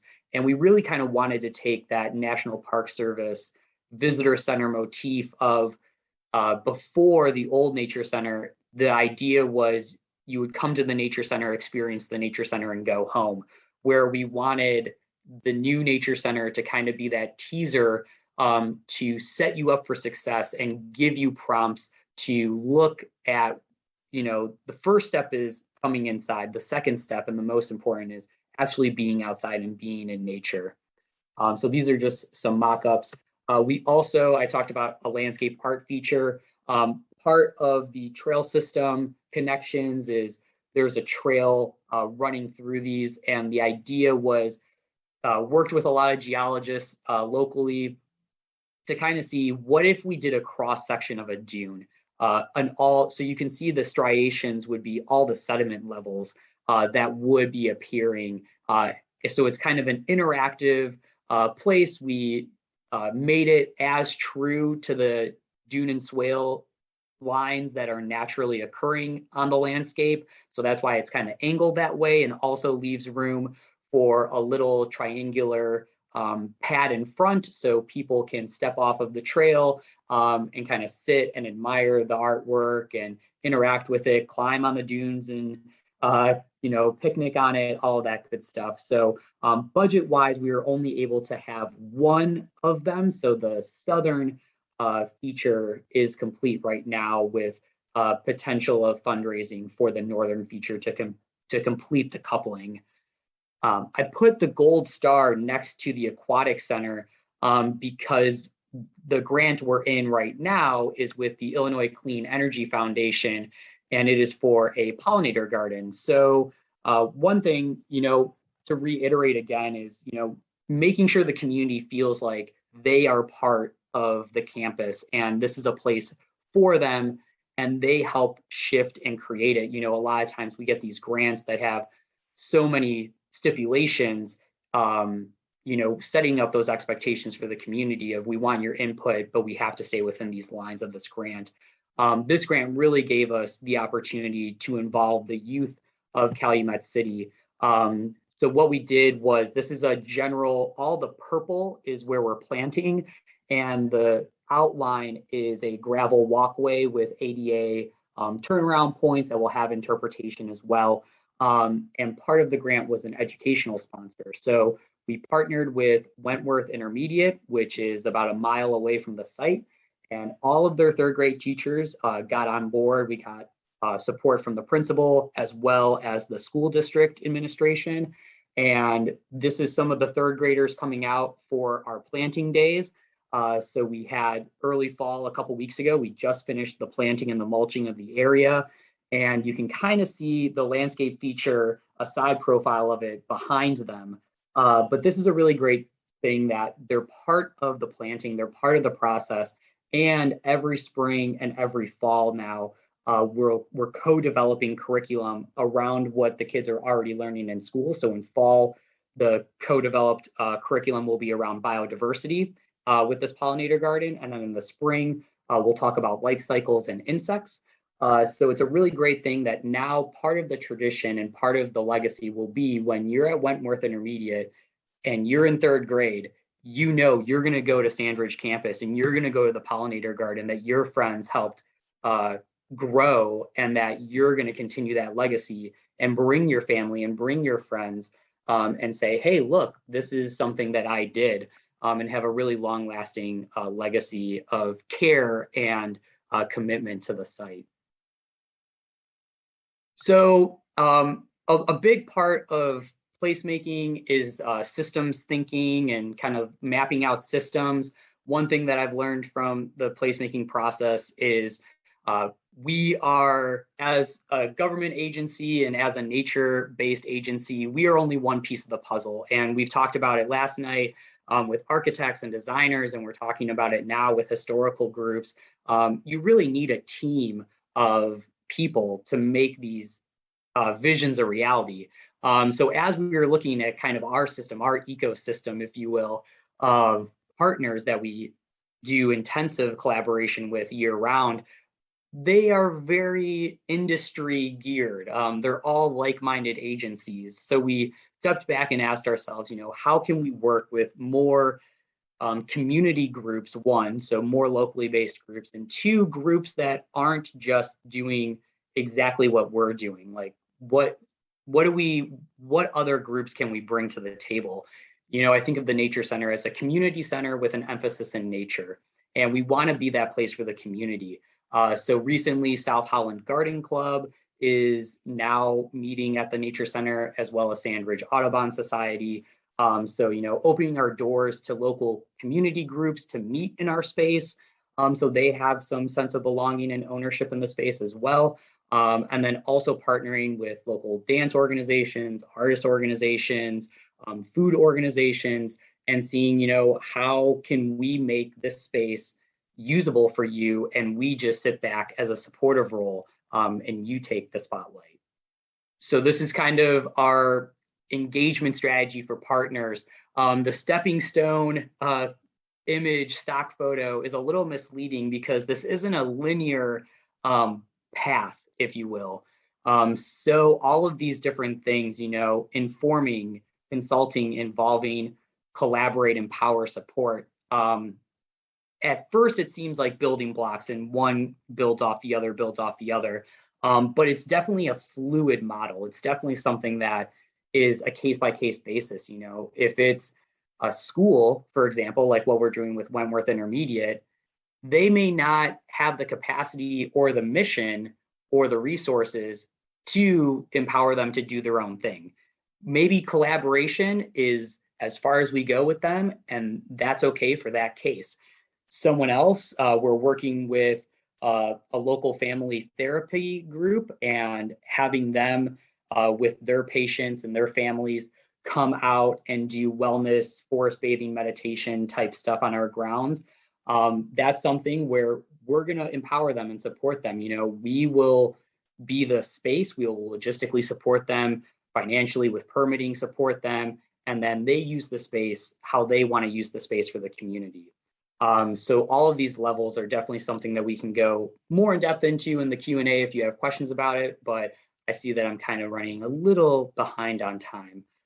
So the other thing is kind of the framework for this project. So this is another part of our OSLAD grant funding, was a nature play area. So this is a family enjoying the nature play area. For those of you who are unfamiliar with nature play, it's essentially a playground with natural elements. So there's a complementary platform off photo where the young boy is coming from. So it's kind of like a hot lava game with all the different logs and stumps that you're hopping from one to the other. So really establishing the campus as a go-to destination for third place leisure.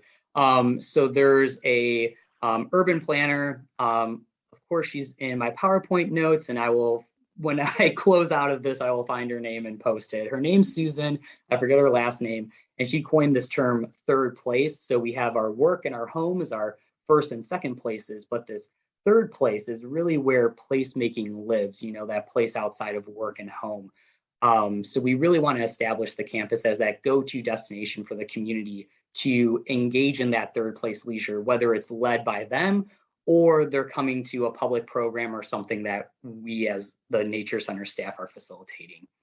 We want to introduce the public to the site. Awareness is something that has been lacking, that we're getting out into the community, doing more tabling events off-site, understanding that the field of dreams concept of if you build it, they will come is not always the case. And sometimes you can build it and wait and you no one comes.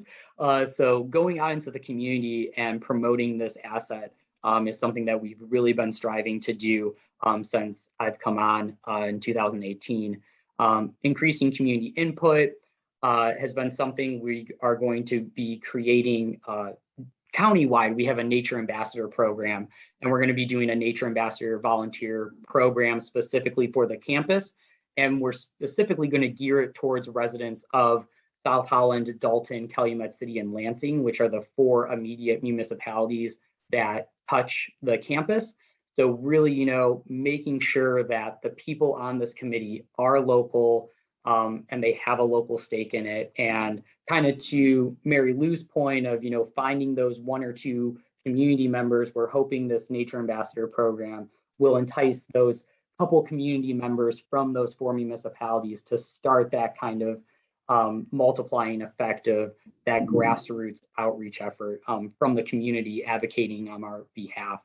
Like I mentioned, incorporating more arts and culture into the campus. We do an annual Juneteenth celebration, and we've invited African-American dance troupes, which have been an amazing addition, inviting Native American groups to our rebranded Settlers Day, which is now going to be Calumet Heritage Days, and we'll be doing continuing listening sessions around how we can really, you know, reflect the true heritage and cultural history of the Calumet region. And like I said throughout the presentation, just increasing the community's overall sense of belonging in nature and at Sandridge campus. I was asked to talk about measuring success. So, Stephen, oh, yeah. if you don't mind, whoops, do you mind if we just pause? Just my last slide. Yeah, no problem. I definitely want to come back to that. So we may or may not be joined by Felix. We are hitting him up across all social media channels in the World Wide Web, but that gives us a bit more time. And before you proceed to this last slide, we do have some questions in the chat. So we will come back to this. And I'm going to go ahead and ask Gloria a follow-up question. But fantastic, Stephen. And I think this extra time gives us a chance to kind of dig a little bit deeper into your methodologies and sort of next steps for both of your organizations. So I'll ask you to sort of stop sharing this for the moment, and then we'll just, so I can see all of your beautiful faces, large scale here. So Gloria, adaptive reuse, historical buildings, wow, right? When you are looking to build out an environment that will have to fit around your particular practice seems like quite an ambitious and insane endeavor. So bless you. Can you speak a little bit about what made this site ideal for the Indiana Ballet Theater? What were some of your largest sort of architectural challenges in terms of accommodating some of your real sort of practice needs? And then, you know, what are the ways in which you are thinking about sharing your identity and branding in the building itself? Did we just lose her? I think we just lost her. We will wait to get her back on. But Stephen, we do have 2 questions here that I will ask you. One from Casey Terry, the great Casey Terry. When is the Art Center expected to open? And are you planning on having any historical interpretation done about the site to have there for visitors to understand the original use of the space? For the Nature Center, you're saying? For the Nature Center, yes. So we did reopen the Nature Center at the end of July of this year. Okay. So we had a formal ribbon cutting with Illinois Department of Natural Resources, Cook County Board President Tony Preckwinkle, and some other elected officials on July 30th. So we are open 8 a.m. to 5 p.m. 7 days a week. We close on Thanksgiving, Christmas, and New Year's. We're open every other day, and we're free to the public. No parking, no general admission, nothing like that. In terms of cultural history of the building and the site itself, we have some on that interpretive mural that we have in the exhibit room. That was one of those renderings that's from glaciation to present day, talking about the Nature Center being built in 1962, some of the renovations. And we really use the analogy of just north of us is Michigan City Road, which loosely is the Tolson Beach Ridge. So we kind of mirror the importance of the Tolson Beach Ridge for the people piece of the community heritage of the area. So that mural is our evergreen that's always up in terms of cultural history. And then we do annual events like Archaeology Day and other programming that specifically speaks to it. Yeah, no, it was really fascinating looking at sort of that really interesting juxtaposition of informational didactics, right? And then sort of the ways in which you can integrate public art and muralism into the conversation. And that could be a really sort of uncomfortable balance. And if you can get it just right, then it really kind of makes sense. So folks aren't feeling like they're getting lectured at every moment of when they're within that environment, right? So that was really smart. Gloria, welcome back. Yes. All right, let me go. I'm going to save my question really quickly for you here. Adaptive reuse. I just sort of can't wrap my head around that in many ways because of the sort of physical limitations about modifying the building for your specific needs, right? And can you talk a little bit about what have been some of your biggest architectural challenges for you through this project, why this site was ideal? And then what are the ways in which you are sort of integrating the Indiana Ballet Theater sort of identity into the building with considering some of these historical limitations? Right. A lot of questions. Yeah, whatever you feel like addressing, it's up to you. Yeah. Well, it started with, I outgrew my house. I had all the costumes and everything in my house and the scenery and props and everything else. So this building was ideal. It had been left vacant for 30 years. So asbestos was a problem. So we've had a problem with architects. In fact, one went out of business that was working on it initially, and they went off with $40,000 of ours. And so we had to start all over. But then an angel came onto the scene. So we have a general contractor that did Wrigley Field, and he brought in his team. And so we were able to continue. So now we have finished the exterior of the building, but the interior we're still working on getting the funding for.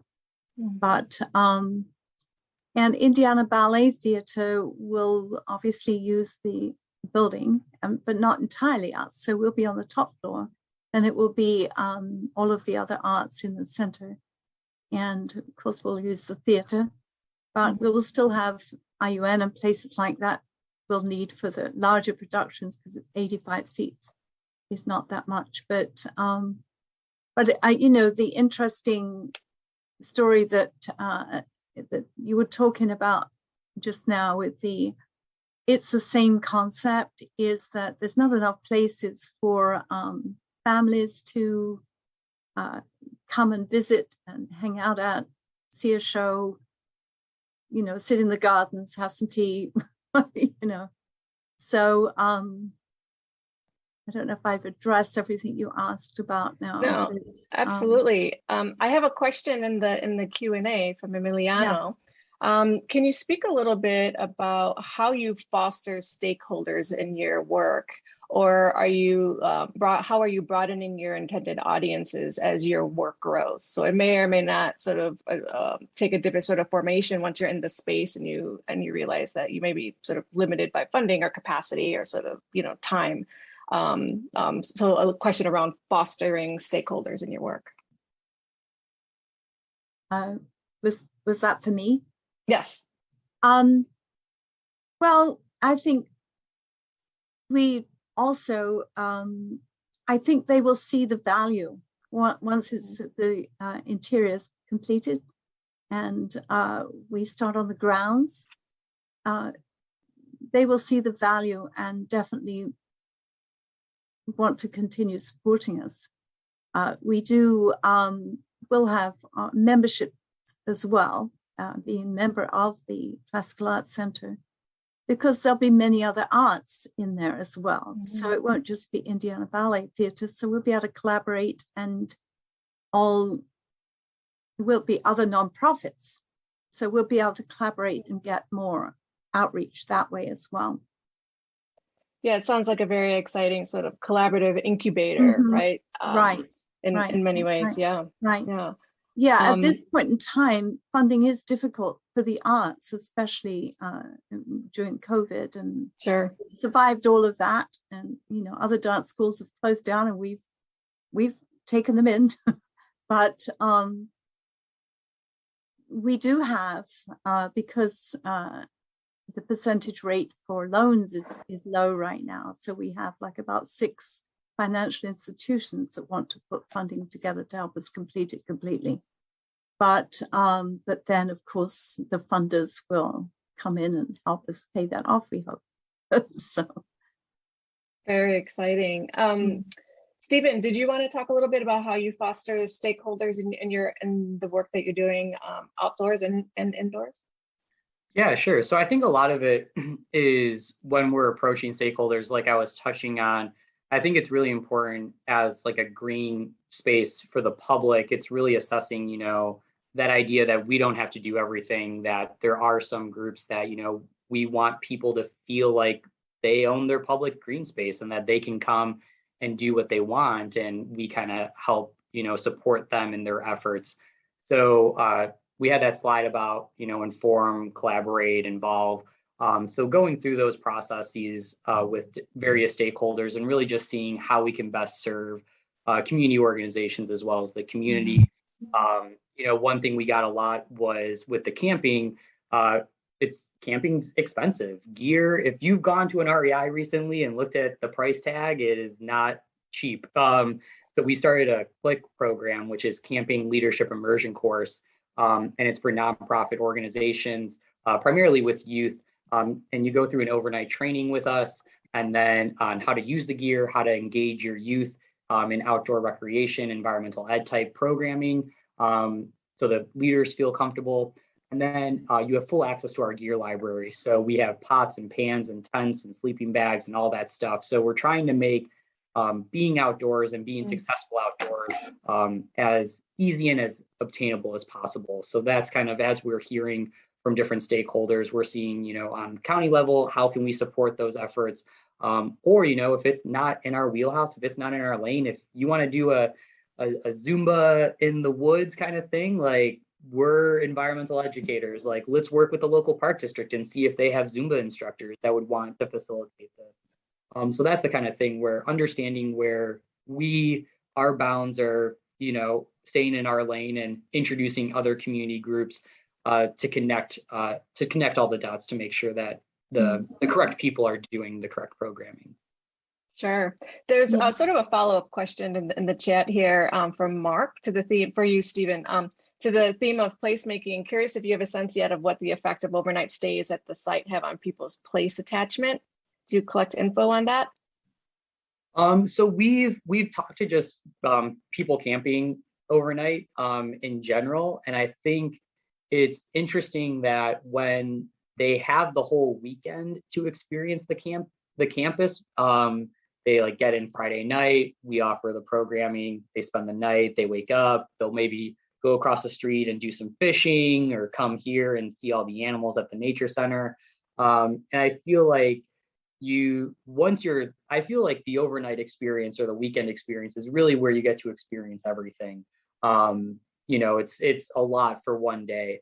So I think that's it's also a nice idea that, they find out there's all this other stuff, and it, entices them to come back and experience the next amenity that they weren't able to that day. But we haven't gotten a ton. The campgrounds are about 4 years old. So we haven't gotten a ton of data. We just know that people are camping nationwide coming to this area, as we've seen with the partnership initiative as well, this area being a national attraction. So yeah, not a ton of data specifically on the overnight, aside from just qualitative firsthand accounts of people visiting the center. Sure. Gloria, so I know that the building is massive and it's like its own campus, right?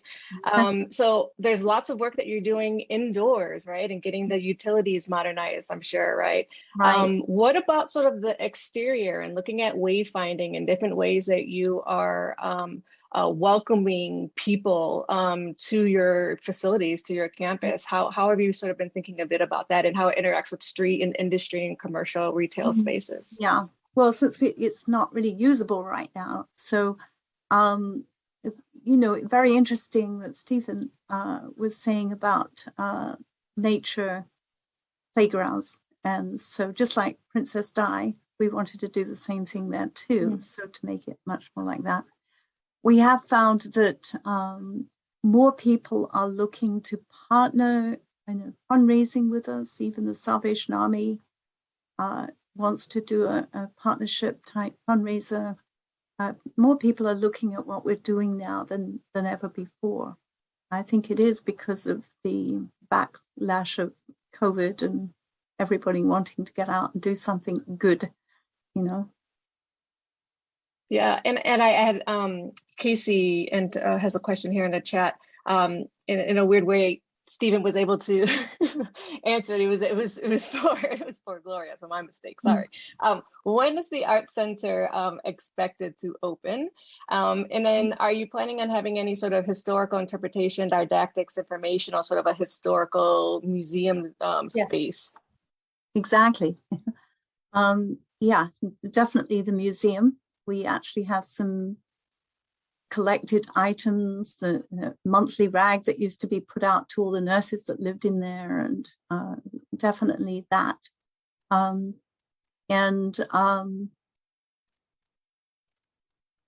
what was the other part of the question? So it sounds like you'll have sort of a dedicated space so that people can sort of reconnect to the architecture, to sort of the nursing home. So in about a year, all being well, we have a couple of events coming up at the beginning of November that we hope will put the finish on what was needed to get the funding. And then that being said, then it's about a 9 month build out. Then of course it's the grounds as well we have to work on. Yeah. The sort of this pandemic experience for all of us, traumatic and sort of devastating for many people, but really sort of forced us to sort of rethink the way that we practice and the way that we engage people, engage the world around us.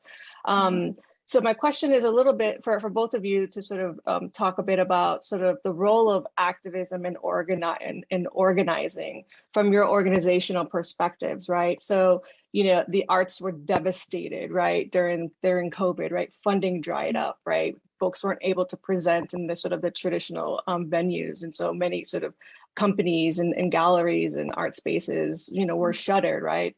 And so you could sort of see this sort of organizing approach for many folks sort of taking it to the streets and demanding more from our philanthropic and civic leaders.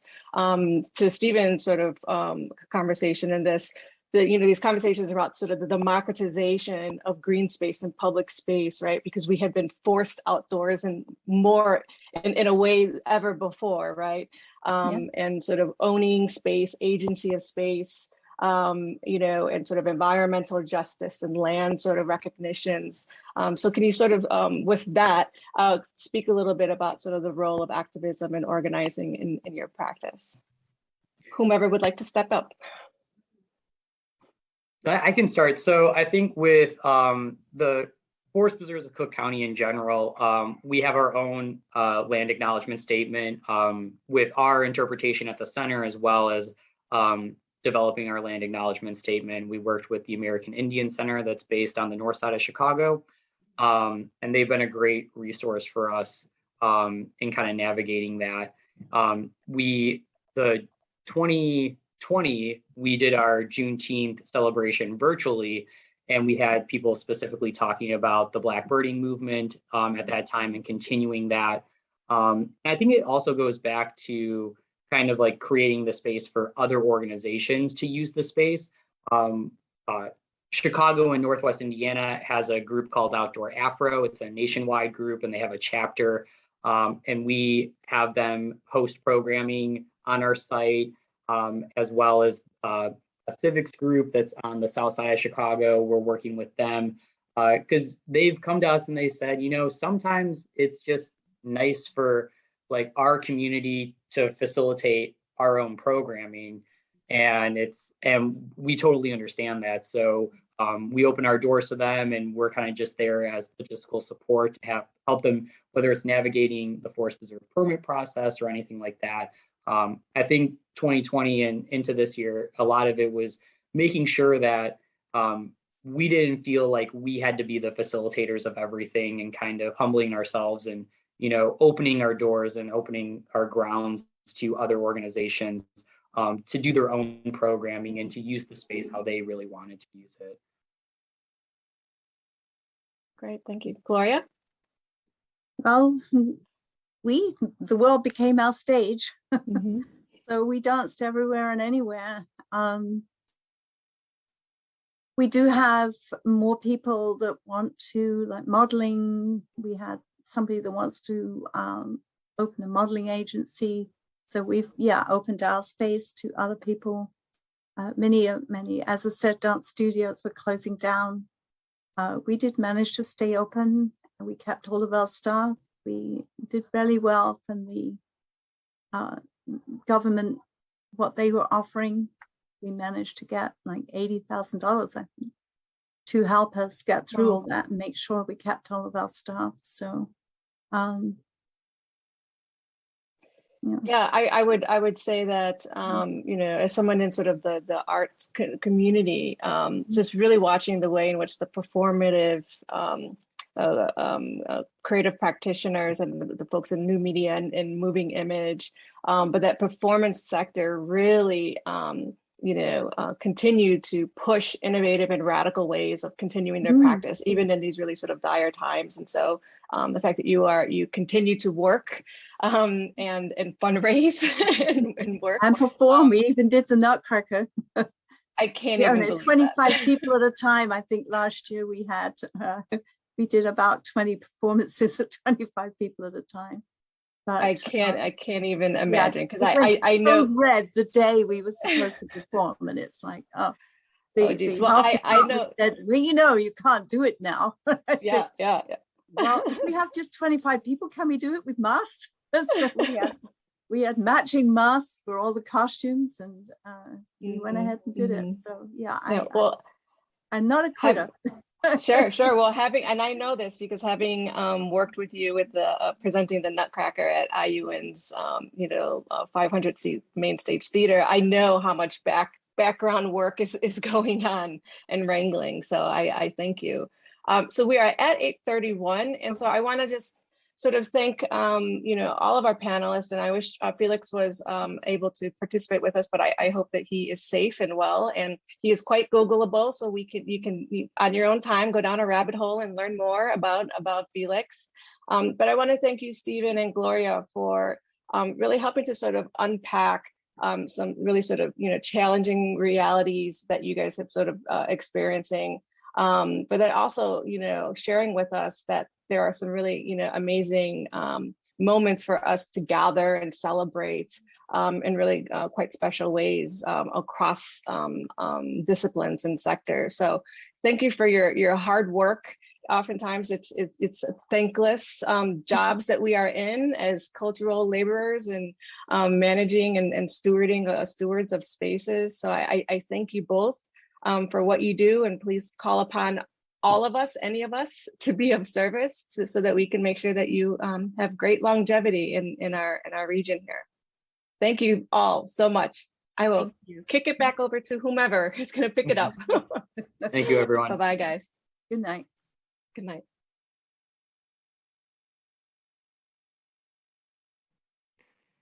Hey, I'll just say a quick word. I just wanted to say I was lurking here most of the evening, watching everyone and listening, and want to thank you all very much. Emiliano joins me here, and want to encourage folks to come back tomorrow night because we've got the keynote speaker, a wonderful session that picks right up where we left it with this conversation about community-based green spaces, and then some mapping tools that can connect people up to be on the map in important ways. So, Emiliano, I should turn it back over to you. Didn't think you were here.